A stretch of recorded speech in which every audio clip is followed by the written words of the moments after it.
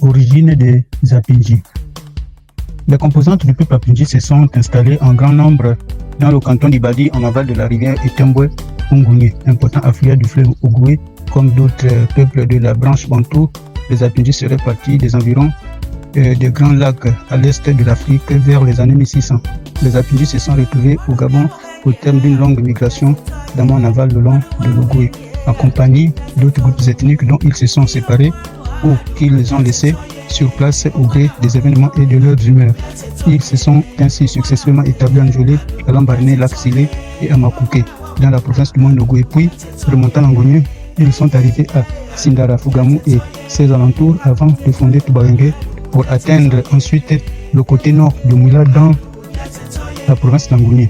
La langue des Apingi se rapproche de celle des Okandé, des Sénégal, des Simba, des Evia et des Mtio, ainsi que des Omiennes, notamment les Pongwe. Aux environs de 1900, les Apingi comptaient une quinzaine de villages en bordure de rivières et autant à l'intérieur des terres.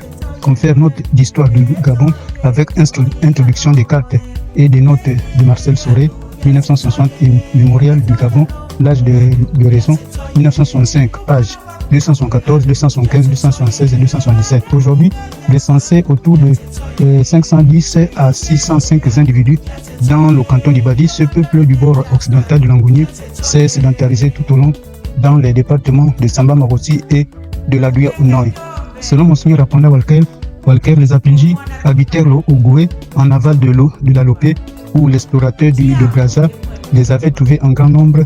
Leur dernier village, le Ledi, existait encore en 1911. Descendus vers Nzolé par crainte des féroces Bosimba, ils ne purent y demeurer sous la pression des Bakélés, talonnés eux-mêmes par les Francs. Ils décidèrent de descendre l'Ogooué jusqu'à son confluent d'Angonieux. Ils remontèrent.